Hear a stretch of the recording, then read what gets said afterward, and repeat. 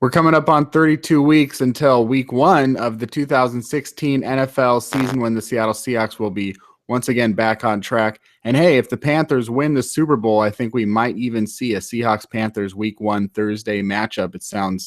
That sounds pretty likely to me, and that's something that we can talk about now that the Panthers are heading to Super Bowl 50 to face the Denver Broncos. This is the Real in the Field Goals Instant Reaction podcast coming to you every week after usually Seahawks games, but with the Seahawks not participating these last 2 weeks of the season, this week and in 2 weeks in the Super Bowl, we decided to come back anyway and talk about what happened in these conference championship games. The Carolina Panthers won easily 49-15 over the Arizona Cardinals, just their best showing of the year, probably the Cardinals' worst showing of the year, without a doubt, even worse than their 36-6 beatdown at the hand of the Seahawks. And so we're coming to you with this playoffs edition, which once again is brought to you by Great Leap Studios. They have been sponsoring us right here for the playoffs. We wanted it to last longer with the Seahawks, especially at Great Leap Studios. They're huge Seahawks fans, big fans of field goals and Real in the Field Goals. So they wanted to reach out and sponsor the show. And if you think that that's cool like I do, then maybe you want to give them some love and support right back. If you or your company is in need of a high-quality content writing, search engine optimization, blogging, website design, or other online marketing services, go to greatleapstudios.com or call 347-460-5492. Normally I do the jingle, but I had to sort of reach down and read it, and then I couldn't do two things at once. Danny, as I said, it could be the Panthers and the Seahawks in week 1 if the Panthers win the Super Bowl. That would seem to be the rivalry to watch next year, isn't it? Yeah, that would be pretty sweet, actually. It's nice. I was just talking to my dad about this. It's nice that they play in Seattle this coming year. Yeah. I mean, obviously they played here this year as well, but yeah, it's just tough to go on the road to Carolina. Oh, absolutely. As we saw last week in the first half with the Panthers going up 31-0. And then in this game, pretty much for the entire game, the Panthers go up 49-15. I mean, I have obviously taken the stance all year long that the Panthers are absolutely worthy of their 15-1 record. And right. I've been saying since one that Cam Newton was the MVP. I don't know, maybe. But in all seriousness, I mean, these are the two best games that the Panthers have played all season long, isn't it? Oh yeah, dude, they've been so completely dominant the last two games. I mean, obviously the Seahawks came back in the second half when they got really conservative, and you have to credit the Seahawks for that. But man, they just have come out and completely overwhelmed two of the best teams in the NFL, in my opinion, in Seahawks and Cardinals. And so, I mean, you got to take your hat off to them. They do it in all three phases too. It's kind of crazy. Obviously their offense has been really, really good. They have a really, really difficult to defend run game based on, Cam Newton being such a great running threat. And then obviously Ted Ginn kind of came up big. He had a big return this game. Their kicking game has been pretty solid. And then obviously their defense is really good. I think Kuechly got another pick six today. Yeah. I mean, 2 pick sixes in 2 weeks. That's crazy. Yeah.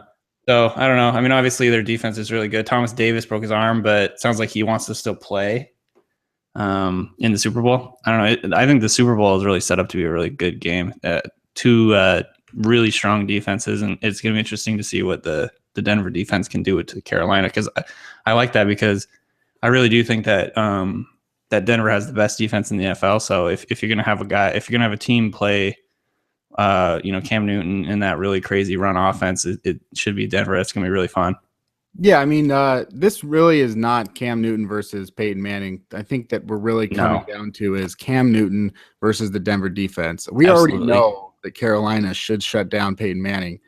How close can the Denver defense look against Cam Newton, who, today obviously goes off for 335 passing yards, 2 touchdowns, rushes for 2 touchdowns. He's the 4th quarterback in NFL history to throw multiple touchdowns and run for multiple touchdowns in a playoff game. I mean, it's really just a spectacular performance. I got to give him all the credit in the world. I still think that, what I think about what I think, but definitely an MVP performance by Cam Newton today, and going out there and, having a big games with Greg Olsen and Corey Brown. And and all that kind of stuff. So when you saw Denver today, who wins 20-18 over the Patriots, and really Denver's defense, it's going to be overshadowed today because of how good Carolina looked. It'll be overshadowed that going against Tom Brady with Julian Edelman and Rob Gronkowski and only rushing three, like they had 14 times that they only rushed three, which is as many as they had all season, and they completely dominated them. So a lot will be overlooked is how Denver played today. So what do you think? Can the Broncos defense shut down Cam Newton? I mean, yeah, and I think they could. I really, really like Denver's offense, our defense. Sorry, and their pass rushes just looks unstoppable. I think it's going to be really hard for them to throw because Von Miller and Derek Wolfe and all those guys and DeMarcus Ware are just playing so well right now. So that's a huge, huge factor. And if they can stop the run or at least limit it a little bit, then that could give the Panthers a lot of trouble. So it's kind of like what I said earlier. I just think like in terms of if you don't want the Panthers to win the Super Bowl, I think this is probably the best matchup you could hope for. I think because I think it feels like the Panthers would have run over the Patriots. Personally, that's just how it feels for me. I think this game will give them a little bit harder time. I think that defense is just so goddamn good.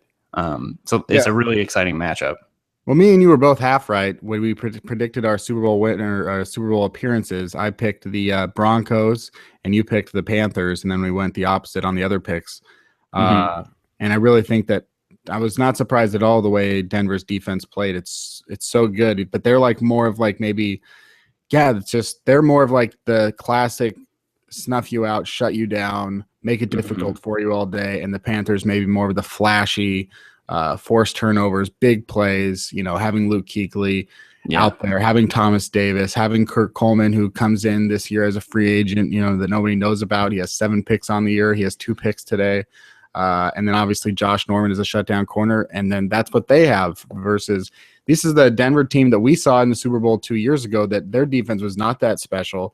Von Miller missed 7 games that year. So that was something too. Definitely from that point forward, because I'm writing about it now for Rolling Stone, which is about the way the Denver Broncos got back to the Super Bowl by deconstructing everything based on their loss to the Seahawks. That's the year that they went out and signed Aqib Talib. That's the year that they spent their first round pick on Courtney Roby. They went out and they signed TJ Ward. They went out and they signed DeMarcus Ware. The next year they drafted another defensive player in the first round in Shane Ray. So they've really focused on that defense. And like how much different when you look at the Denver Broncos a year ago with the best offense, or 2 years ago with the best offense maybe in NFL history and a whatever defense, compared to now with the number 1 defense in the league and a fairly bad offense. Which team is better to you then? Is it the 2013 Broncos or the 2015 Broncos? That's really tough, because it's almost a little bit surprising that the Broncos made the Super Bowl this year because they've seemed to have so many problems along the way. And then they obviously had they benched Peyton Manning and had Brock Osweiler for a while and all that. And it's just like now they're in the Super Bowl. It's kind of crazy turn of events, but I think it's a tough call. I think I would choose probably the Peyton Manning 55 touchdown Broncos as the better team. But in this matchup, I think I think this Broncos team has a better chance to win it all based on the matchups. So, it kind of that's kind of a cop-out answer, but it really depends on the matchup. I think in this matchup, because I think the Panthers really remind me of the Seahawks a lot of how they're kind of built, how their attitude, they're having fun, all that. So I think in terms of if you're John Elway and you're going into this game, I think you probably feel better about this team, this defense, than you did, or than you would maybe if you had the same team that the Seahawks dominated back in 2013. So. Right. Because at the very least, you'd think it's going to be kept close. You don't see the same sort of way where, I think that what a lot of us were thinking back then in the Super Bowl 48 was the Seahawks defense can contain this offense at the very least, but Denver's defense doesn't have what it takes to slow down the top rushing attack and all that kind of stuff. Now it's like we still don't expect that much out of Peyton Manning. We just need to, but you still have to do something. You have to score on their defense, and that's probably what gives Denver a better chance this year. So what I don't know what the lines. I haven't checked to see what the line is for the Super Bowl. Blah blah blah. Who do you expect to be favored, and by how much? I expect the Panthers to be favored. My guess off the top of my head would be like 3 points, but I don't really know lines that well. It's gonna, a lot of it obviously is based on where the money is going to. So, I mean, who do you think people are going to be more confident about? I think probably the Panthers. So the line will probably change as the week goes on, but I think to open up, I think the Panthers will be favored by a few, just because of the way they've dominated the last 2 games. So I don't know. Again, it kind of feels like the Broncos. Not that they snuck into the Super Bowl, but it just feels weird to me that they're in the Super Bowl again. Well, I mean, we're talking about a team that going into week 17, the Broncos could have been the 6th seed. Right. Or in week 15 or week 16, they could have been even out of the playoffs. Like, right. It was like they went from potentially being the last seed or out of the playoffs to being the 1st seed. It's just a weird year. It like for that in the AFC, it was just weird. So to me, it just feel like it just, I don't know how to explain it. It just feels weird. The Broncos are in the Super Bowl. Not that I think they're a bad team. I think they're an awesome defense, but it's just crazy that they're kind of so one-sided and they're still in the Super Bowl. Yeah, I mean, at the same token, you do have, perhaps the greatest mind in football history playing quarterback. So even if they're depleted, even if they, Demaryius Thomas goes out and he gets shut down like he did today, which, he'll probably get shut down by Josh Norman. What else are they going to do? How are they going to attack, when they can't do that? Owen Daniels obviously has a big game, 2 touchdowns. If CJ Anderson goes off, you never know when that could happen. So definitely you can't count out Peyton Manning. And I think that's, sort of where I'm angling at with the article for Rolling Stone, which is this might be Peyton Manning's best team that he's ever had. If simply because they knew that they had to build something besides Peyton Manning. There was, there's no resting on your laurels this time around. This Broncos team feels like a Seahawks legacy, right? Doesn't it? It's like it really was like designed because they got their asses handed to them by the Seahawks. Totally. So and it's amazing what John Elway has done. I mean, to get to this point in 2 years, to completely not completely dismantle, but to build up. How many other teams in the NFL could have done what Denver did and didn't do it? And they turned around the defense from average to below average unit to the best in the NFL in 2 seasons. Yeah, and it's a combination of some really savvy moves in free agency. I think DeMarcus Ware is like turning out to be a really great move. TJ Ward has been pretty good. Aqib Talib. And then obviously you get guys like Chris Harris, who is a late round or undrafted. I can't even remember where he ended up. Undrafted, and he's like fucking amazing. And then, they've had some Danny Trevathan, Brandon Marshall. I'm not sure exactly where those guys came along or when, but I know they were like mid or later round picks. You got to give credit to Wade Phillips and Gary Kubiak. Kubiak he lost his job, not too long ago with Houston, and here he is. Yeah. So I don't know. Yeah, I think that Elway deserves a lot of credit for what he's done. They've overcome a lot of issues this year and still made it to the Super Bowl. So, but it's on the back of that defense, which he pretty much built after the Seahawks dismantled them. So let's turn the attention a little bit towards the offseason. It is coming up, and we've got these 4 teams that played today, and I think it's interesting as well to sort of look at maybe their future as well. Since I'm already on the page at overthecap.com for the Carolina Panthers, I'm sort of looking at their 2016 salary cap situation. They've got an estimated $20 million in cap room, which is something to work with, absolutely. But still, once you start dealing with certain little contracts and your rookie contracts and everything, that starts to shorten up right away. I think that they won't really have a problem if they cut Jared Allen. They're going to save $8.5 million off of the cap. And the reason that I bring all this up is, and I didn't even realize this until today, right now, just a few moments ago, which was Josh Norman is a free agent. Josh Norman is an unrestricted free agent. And we saw Byron Maxwell go out there and get paid $63 million as the top cornerback on the market. And 11 per or something. Yeah, he does not compare to Josh Norman. What do you think about Josh Norman's free agency? I think he's obviously, I didn't even realize that either, but he's going to be the top free agent corner for sure. And, that'll set the market. It'll be interesting to see, obviously. I guess Darrelle Revis, I want to correct myself. Darrelle Revis was a free agent last year, so he was above Byron Maxwell, but still. Yeah, what did he end up making? I don't remember. I don't remember either. Something really ridiculous. A little bit more than me and you combined. Right. Yeah, just barely. Yeah, it's gonna be interesting to see what Norman does in terms of yearly thing, because that'll kind of set the bar for Jeremy Lane. Not that Lane would be the second. He'd probably be like, I don't even know, in the top 5 or something among corners that are free agents this year. So Right, and it's very hard to hit free agency, especially when you are good. We probably won't see Josh Norman test the market, though we can't really say for sure, right. just because anything could happen. But a lot of this time, you don't expect the Panthers to win a Super Bowl and then have enough money to sign a guy like Josh Norman and go like, well, see what's out there, man. It's all good. Like they're not going to be quite that confident. I'm guessing. But and the Panthers, he made $1.5 million this year. Yeah, he's like the Russell Wilson of cornerbacks. It's crazy. Totally. Some of their other free agents, and just kind of line up where they are at right now with 6 All-Pros. Obviously, a very, very talented team. Charles Tillman, I mean, he has just came in, and his loss won't be hugely significant, and they may re-sign him for a small amount of money. Jericho Cotchery, Roman Harper, Cortland Finnegan, who only came in late. Mike Tolbert, I think they'd probably like to lock him up and keep some consistency there.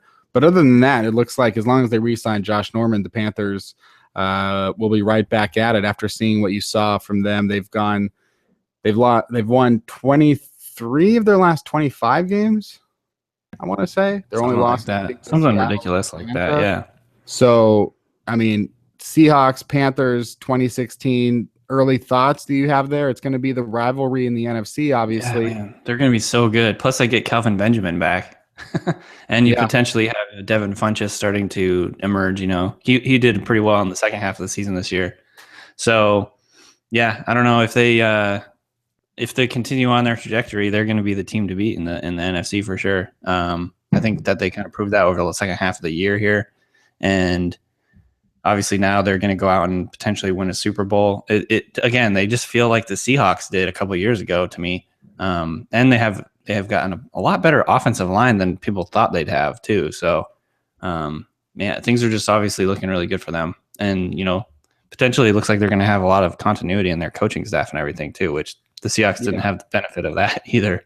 So no, yeah, that's something that's changed. And I think Seattle will come back even stronger for it and not having any changes this year. I'm wondering how much longer. It's just so weird to me. You cannot have like long careers as a coordinator. Either you're going to get promoted or fired.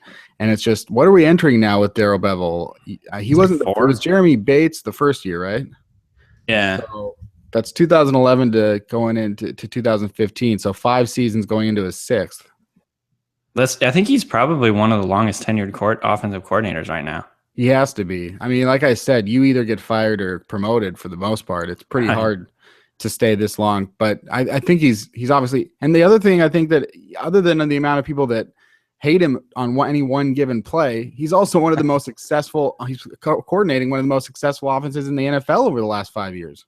Yeah, I think he's obviously an easy target in terms of the scapegoat when things don't go well. But I think obviously when Russell Wilson was playing really well this year, you started to see some of the reasons that Pete Carroll seems to really like him, and why it's important for him to have such a good relationship with Wilson. I think started to see that stuff, and because people had been questioning for a long time, like, why is this guy, why don't they fire this guy? But I think he kind of proved why they have so much faith in him this year. I think that it'll be interesting to I want to see that offense get to the next level. I want to see where they're at next year. I want to know what players they bring in, what players they lose on the offensive line, and all of that kind of stuff will obviously play into the next team that we're going to talk about real quickly. It's the Arizona Cardinals. If you're going to have a rivalry with the Panthers, obviously first you have to win your rivalry against your division, and that would be the Cardinals, who obviously made it farther this year than the Seahawks, and they just got their asses kicked. Does tonight's performance by Carson Palmer, 4 interceptions, 2 fumbles, just the fact that they were completely dominated, does tonight's performance by Palmer or the Cardinals in general give you any lesser of opinion of them headed in next year? Honestly, yeah. I mean, it probably shouldn't. But when you take go with it. When you take in when you combine this game with the last game, And then the game before that, when he played the first half against the Seahawks, and he looked terrible. So he's basically looked pretty bad the last 3 games.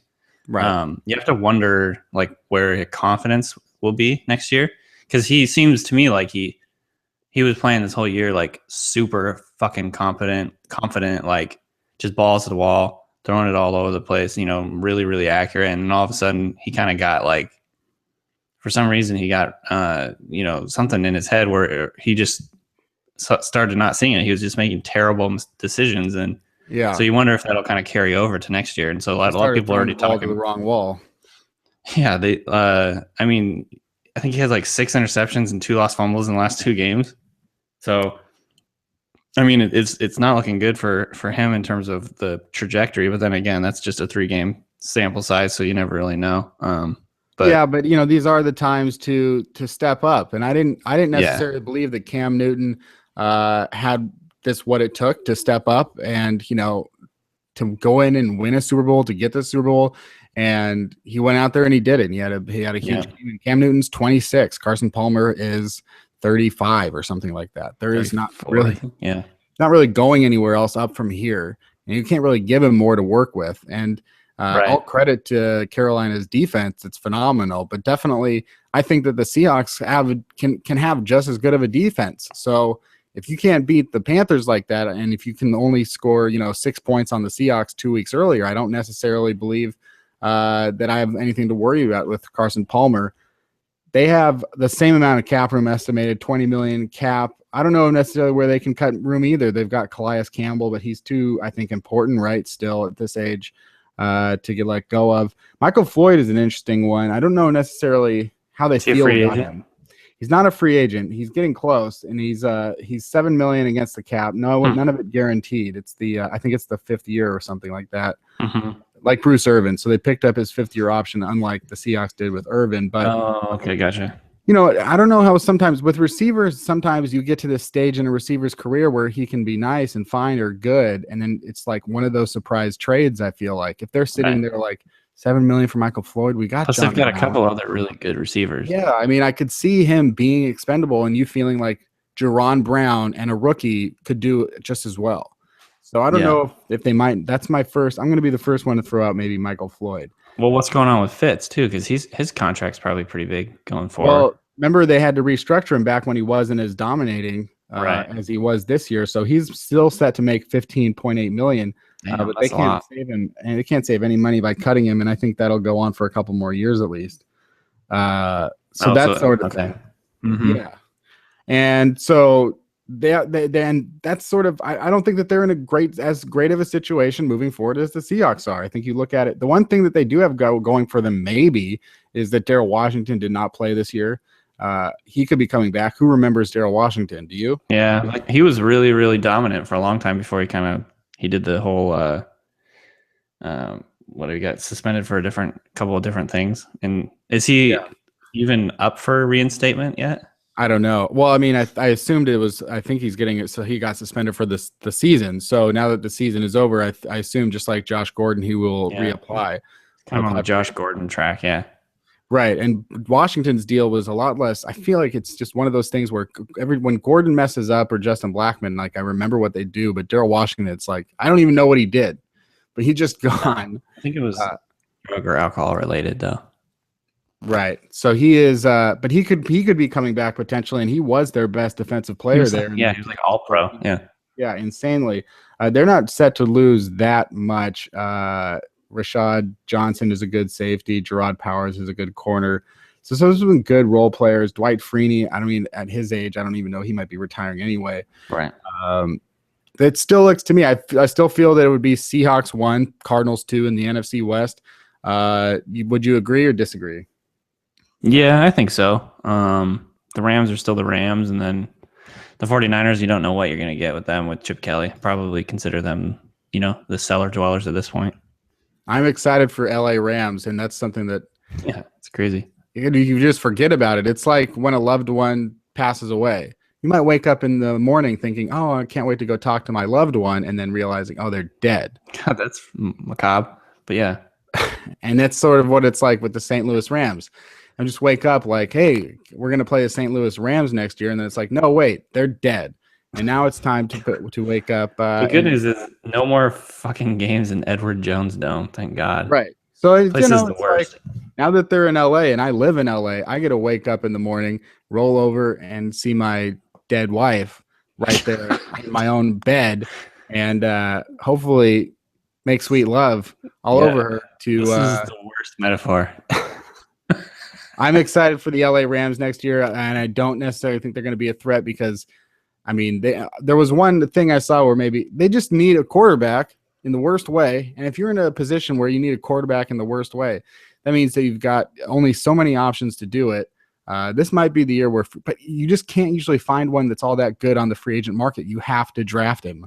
And if you can't draft him, I mean, they're picking 15th or something like that. It's going to be very difficult to draft him. You have to have the kind of savvy that, say, the Seattle did with finding Russell Wilson. They had patience. They had confidence that they were getting the right guy in Wilson. They went out and they got insurance and guys like Charlie Whitehurst and Tavares Jackson and Matt Flynn. So they had a strategy, and I haven't seen the Rams employ such a strategy that was any worthwhile. They gave Nick Foles a contract before the season that pretty much commits them to him next year. I forgot about that. That's awesome. It's insane. I just wanted to sort of get into some of the more of the free agents that might be playing in the Super Bowl. And I know that the Denver Broncos will have a few notable ones, none bigger than Von Miller. We talked about Josh Norman, but Von Miller is going into free agent. Damn. Yeah. How is Von Miller one of your favorite players? I mean, I wouldn't count him as among one of my favorites. I do think he is one of the best pass rushers in the NFL, though. I mean, he was dominant today. What he did was crazy. Like, he had 2.5 sacks and a pick. Probably should have been a pick 6. So I mean, he was all over the place. And a couple of the other sacks that they got on Brady were because he was like forced him to step up or whatever. It was like he was involved in the play too. So he was completely dominant this game. And so he's going to be obviously really highly sought after. I would guess that he'll probably re-sign with the Broncos, but it's going to cost him. And that's the tough thing. The Broncos reportedly to over the cap have $11 million in cap room, which is not very much at all. And the one thing about Von Miller though is he has a history of suspensions, right? He has been suspended. How far into these protocols is he? You know, I don't know any of that. I don't know, but I do know that one more violation, I think it probably could cost him a whole season. Right. So that will depress his it's kind of like Aldon Smith style. Like that'll depress his his value. But he is one of the best. He is one of the best pass rushers in the NFL, like easily. Some of their other decisions to make. I mean, they can cut DeMarcus Ware and save $10 million, but as you said, they may do that.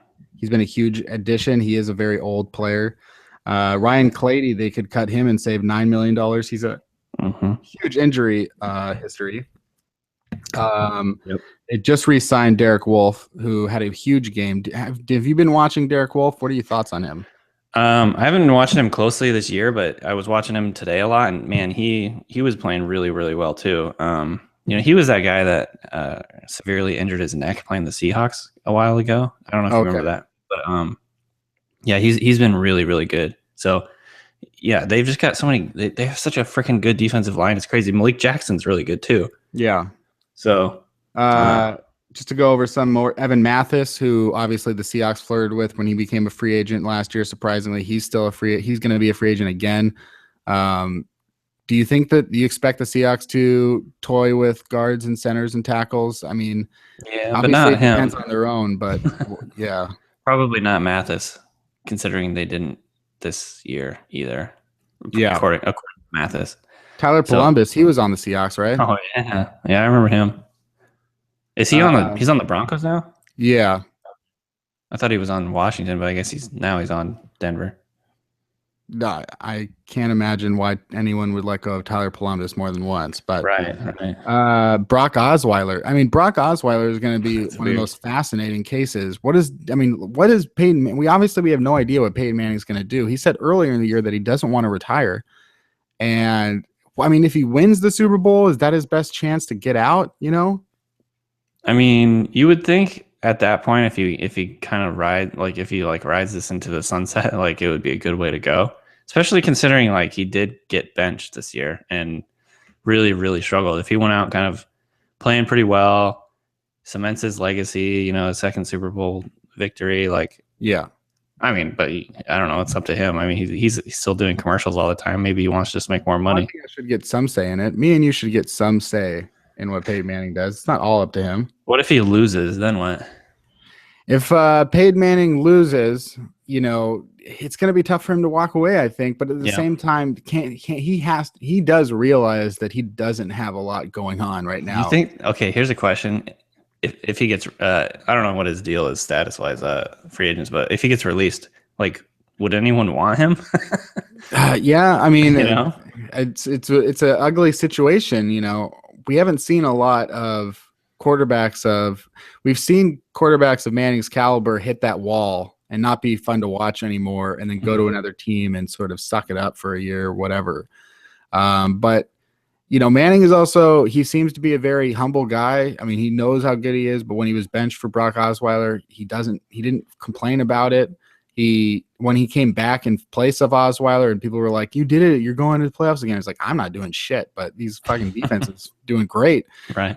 I could actually see Peyton Manning actually take 3 to 4 years and be like, I'm going to go. I mean, I don't know. Yeah, I think he could Hasselbeck it. And I mean, you don't see players of Manning's caliber do that very often, but this is a guy who is approaching basically his 40th year of football, considering his upbringing. Right. So it might be hard for him to walk away at this point. And it's like he's never done anything else before in his life. Right. If he wins the Super Bowl with the Denver, he could come back and he could say, I don't know what he's going to do. It's a very tough situation. I mean, his contract situation is they saved $19 million by letting him go. Yeah. So they're not bringing him back on that. That's big. Yeah.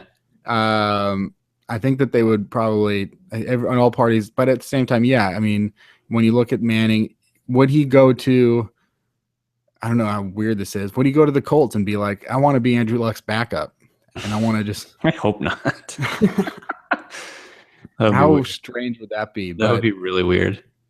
But yeah, as long as they cut Peyton Manning, which I assume they'll do, then I guess they won't have any problems with Von Miller and the other guy and Brock Osweiler. It's a situation where, I mean, I could name a few teams that don't have any choice but to give Brock Osweiler a contract. We can talk about, I don't think the Rams can do it now because of because of the Nick Foles situation or whatever. But I look around the league and I'm like, you don't have anything else going on. So Brock Osweiler is still in a good situation to get an opportunity and probably make some money. But again, he was benched, he didn't exactly light the world on fire.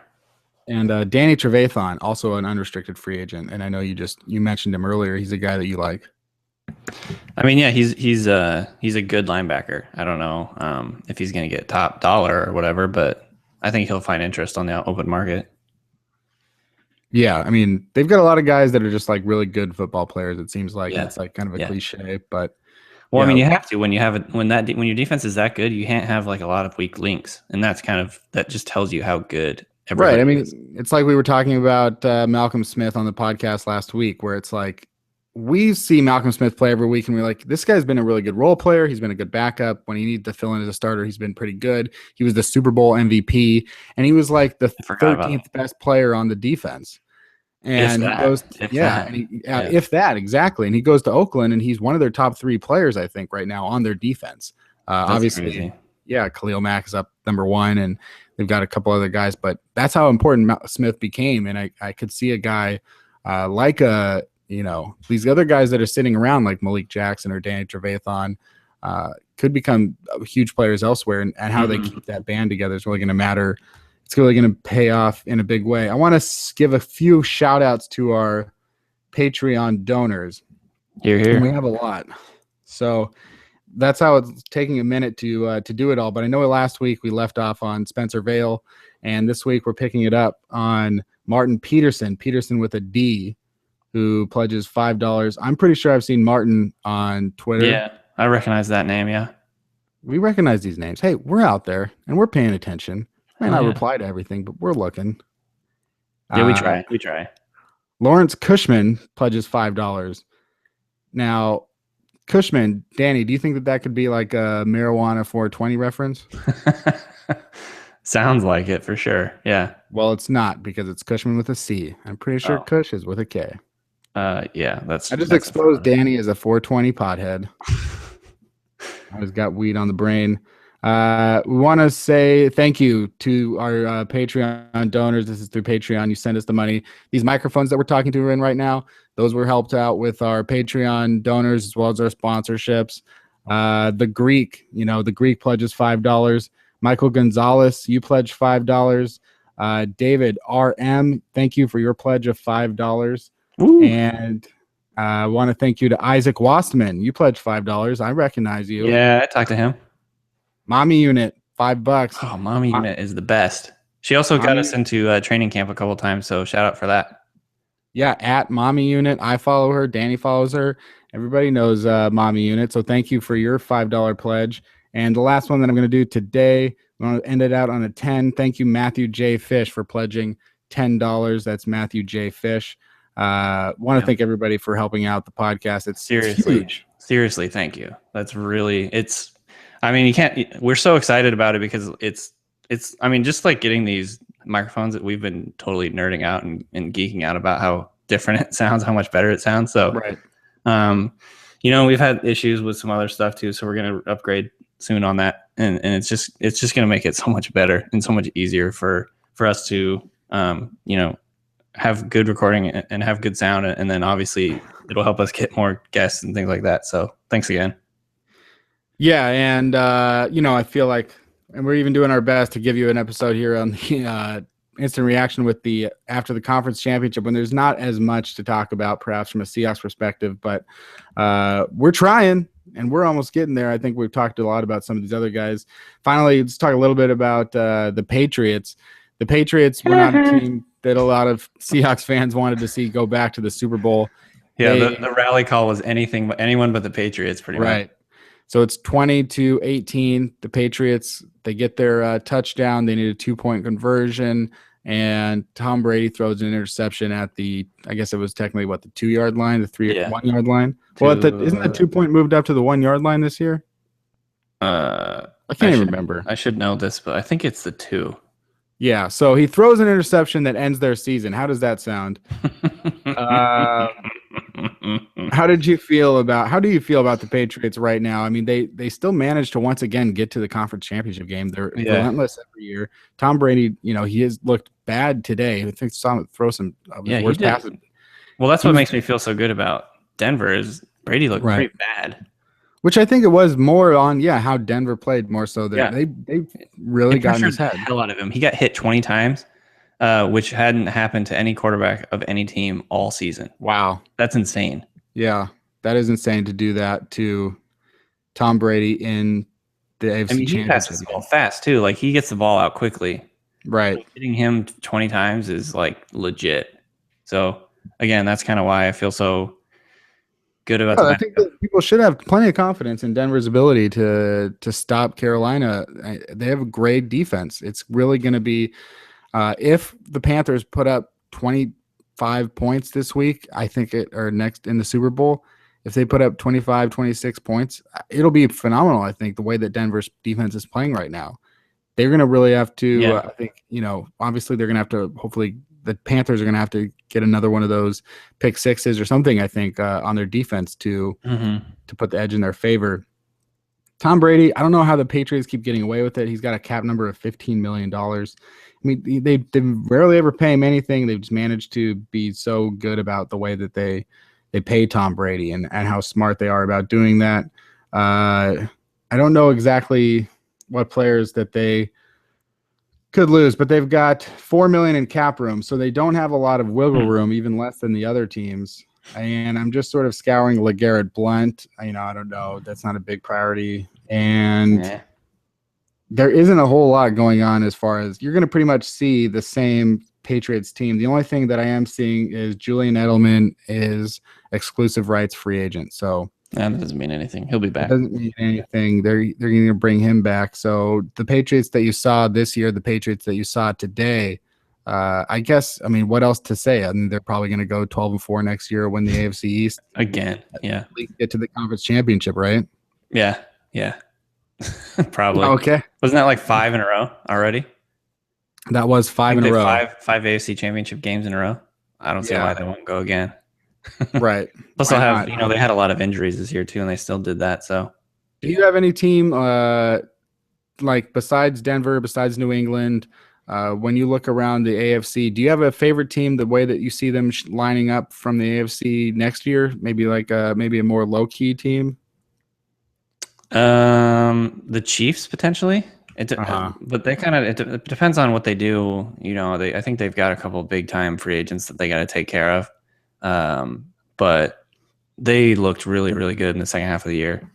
So that's a team. Unless they get Jamal Charles back, theoretically. Trying to think of who else comes to mind. The Jets again, I think, are probably still going to be pretty good. And it kind of depends on what they do with quarterback because Ryan Fitzpatrick, he was good this year, but I don't know if that necessarily is going to carry over to next year. And then, yeah, I can't really think of anyone else. The other divisions just are terrible. I mean, I liked the Buffalo Bills going into this year. Yeah. They finished 8-8, so they didn't do that great. And I don't think that they can win the Super Bowl next year because even if you look at a team like Carolina or Denver, I mean, Denver's been in the playoffs every year since they signed Manning in 2012. They were going to the playoffs a couple of years before that. Carolina had been going to the playoffs as well consistently. They were the number 2 seed just a couple years ago, so it wasn't just their 7-8-1 thing a year ago. So Carolina had the experience. So I don't think that Buffalo can just boom. They haven't been to the playoffs since the 90s, dude. Right. But I'm not even kidding. I really like Tyrod Taylor. I like what they're doing on offense, and I think their defense will get better without Mario Williams. They're going to adjust the defense, make it more fit to what Rex Ryan wants to do. That money that they save by releasing Williams will go into upgrading the defense. They had, I'm trying to think of his name, but they had one of the top rookie corners in the NFL, Ronald Darby. Ronald Darby had a huge season. He was an unexpected, just breakout player at cornerback. And I think if you look at Josh Norman or Richard Sherman or Chris Harris, if you have a number 1 corner, that's one of the most important things in football. So I think Ronald Darby can be that. So I think that I do like where they're going, and they just need to find. They've got Marcel Darius, they've got Sammy Watkins. I think they've got some really elite players, and I think that Buffalo next year could be the year to at least start getting back into the rhythm of getting to the playoffs.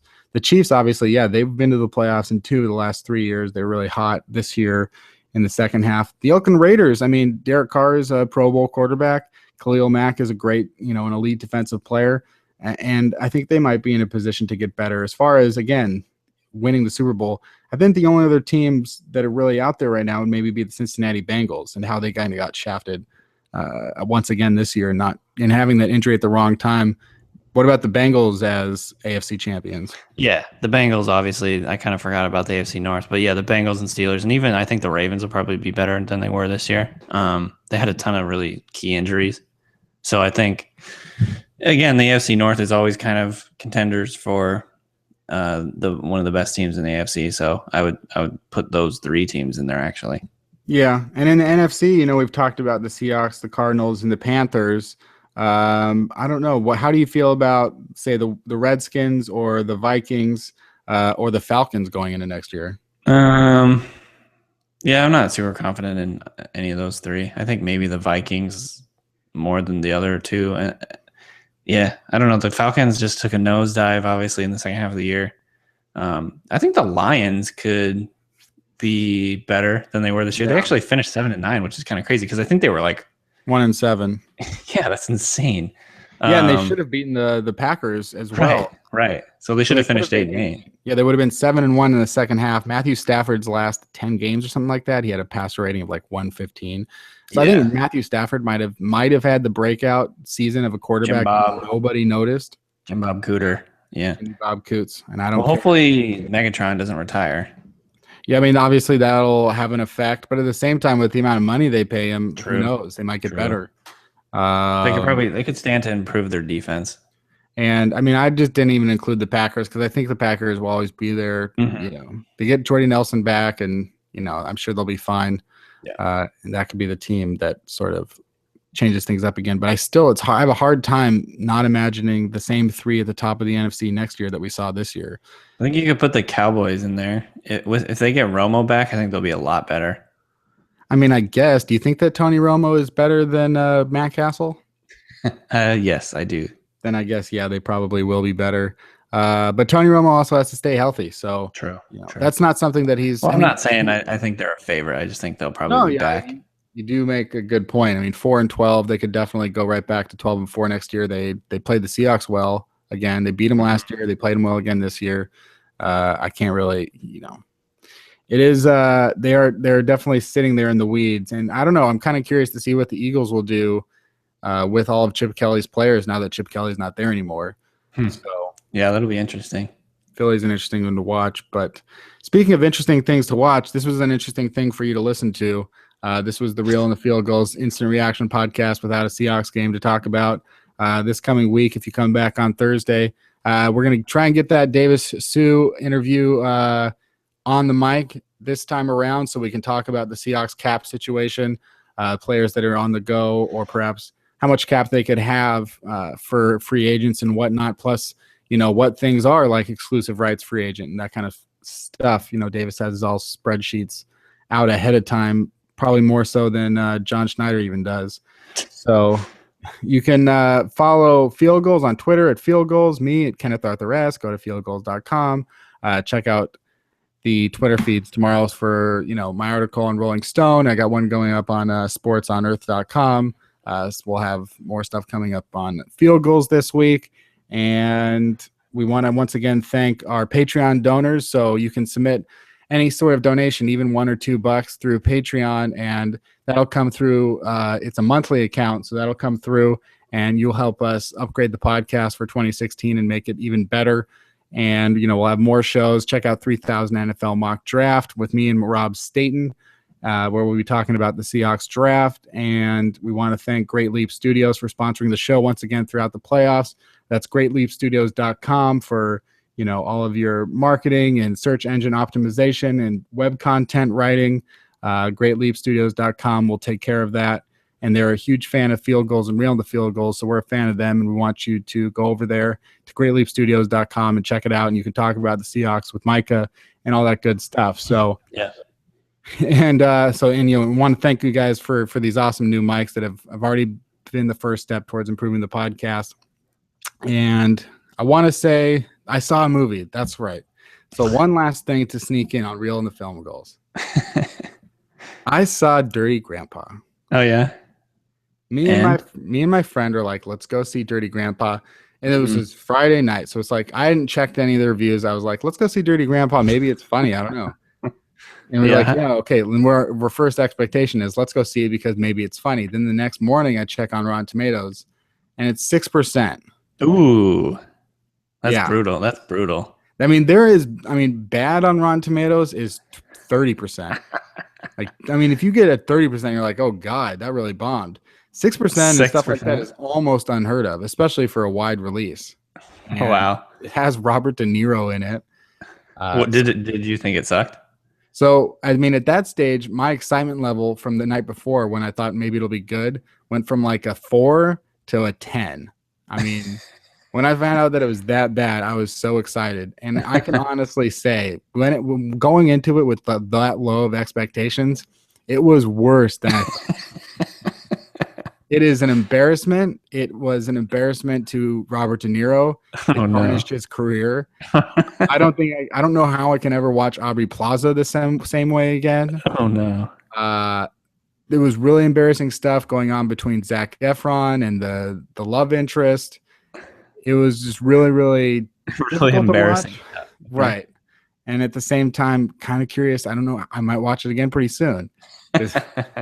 I'll say, yeah, it was really embarrassing. The hardest I laughed. There were a couple of like funny, genuinely funny moments. Rafi from The League. Yeah. So that guy, Jason Mantzoukas, he's hilarious. And it's clear that they put him in the movie and we're just like, yeah, so the character is kind of like this, but you just make it up for because we like you. Because his stuff was pretty funny. But like the hardest I laughed throughout it was like they would transcribe from going to not transcribe, but they would just transition immediately from going to like, hey, this is an R-rated dirty comedy where Robert De Niro is saying butt fuck and sticking his finger up Zac Efron's asshole and stuff like that. God. To like serious moments between like, Dirty Grandpa, between Robert De Niro and Zac Efron, or between Zac Efron and this love interest. And like there was just this love interest is like talking about her dream of becoming a photographer. And at one point Zac Efron's just like, it sounds like you're running away from something.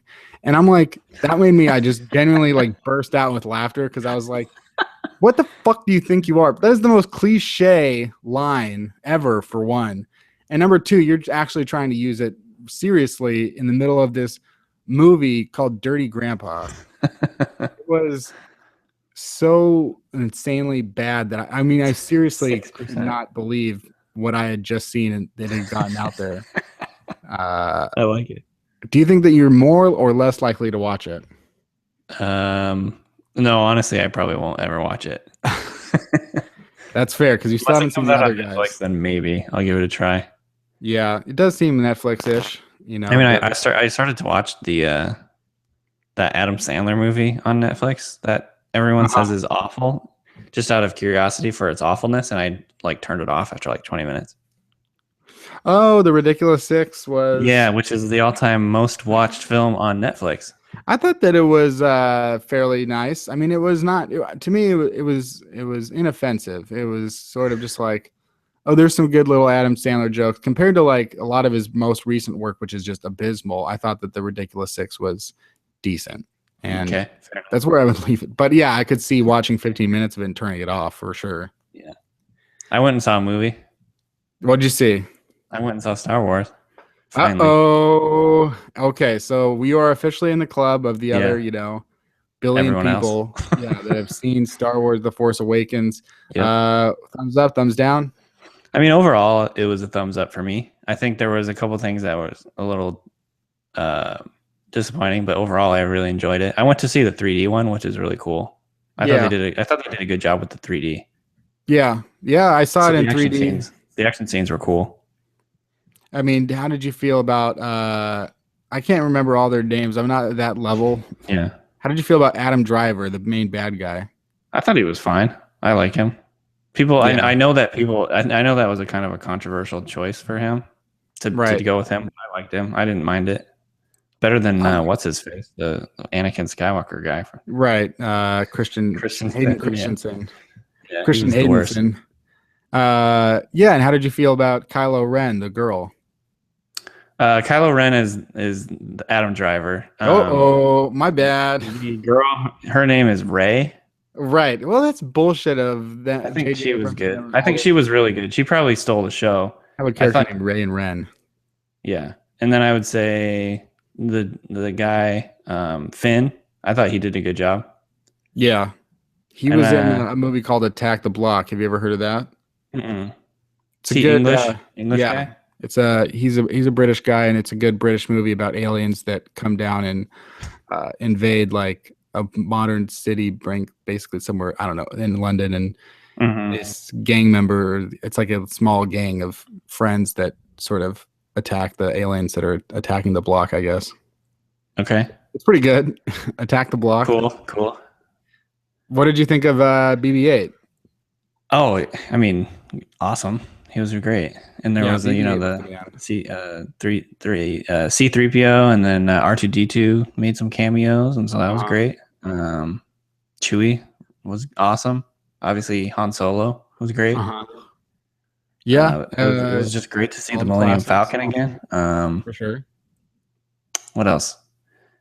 Yeah, I don't want to give any spoilers, so I'm trying to remember what people would have seen from the previous. But yeah, I thought that was good overall. I thought the next one thing I had an issue with is I don't think they did a very good job of like setting up what was happening with like the post Empire world. Like I had no idea like what the hell was happening. And I've read like a lot of the post, the book series. Right. And the movies kind of go off track with those books in terms of, quote, canon or whatever, right. Star Wars canon. So it was a little bit confusing. I just think they didn't do a very good job of setting like the scene, but otherwise it was really fun. Like it was a fun action movie kind of, and there was like good comic relief and good special effects, and I like J.J. Abrams a lot as a director, so I was excited about kind of like what he did with it, and so overall it was good. Yeah, that's good. I would see it again for sure. Yeah, I think it's definitely a double seer. I think that the next one comes out in 2017, Christmas-ish time. So I'm excited for that. I think they definitely accomplished their job there of making something that's once again, I think the next one will just sort of crush box office records, though. Yeah, didn't it already do that? Didn't this one like set the new record? Certain records. I don't think that it's caught up to Avatar yet, but from what I understand, Star Wars, the next Star Wars comes out like 1 or 2 weeks apart from Avatar 2. They're making another Avatar. Oh my! They're making 2 more Avatars. I saw a tweet the other day that it was like Avatar, the highest grossing movie in movie history. Name one character. What? Can you name one character's name in the movie history? In Avatar. Oh, in Avatar history. Can you name the main character? Which is my point. Which is the point of the tweet. It's hilarious. No, yeah, it's amazing how little it matters. The Avatar, like Luke Skywalker is like trademarked, right? Like Han Solo, right? Darth Vader, like the most iconic names of characters ever. I can't name a person or Navu or whatever they're called in Avatar. I can't even name one character. Right. It's maybe Naveen Andrews. No, that's the guy from Lost. I honestly, yeah, and it's James Cameron, and he builds this world, but I can name more characters from the Titanic than I can from Avatar. Yeah. Jack Rose. Oh yeah, Rose. And Billy Zane. He's a cool guy. Molly Brown. Your friend Billy Zane. Titanic. That's one. The ship is definitely a character. Yeah, I mean, I think that counts. That sucks about Avatar. I'll still go see Avatar 2 because I'll say this, even though the movie was terrible and it wasn't worth watching at home, it was an amazing experience in 3D. Yeah, I did not see it in the theaters, and so I was like severely underwhelmed, I would say. Yeah. Oh yeah. I was like, this was the highest grossing movie ever. I don't get it. You have to see it in theaters. You really do feel like you're walking through some crazy jungle when you're right. I understand that for sure. Wow, what a long episode of Real in the Film Goals, but I love it. That was that was a little bit too long, but people probably like it. We needed to know that you went and saw Star Wars: The Force Awakens, and you have to see the other guys pretty soon. I know. I did get a tweet or a comment about that, so. Yeah, I think you should be getting lots. Everybody send tweets to Danny, #, see the other guys. We got one tweet last week of #goosh, was it that you said? Yeah. Oh, goosh. That's a combination of gosh and yeesh for the record. So #see the other guys, #goosh. That's it. That's the episode, the end of the bonus episode for the Instant Reaction podcast. Coming back this week, Davis Sue talking financial situations. Probably. Yeah. If not, someone else. Yep. You heard all that other stuff earlier, and that's it. Talk to you on Thursday.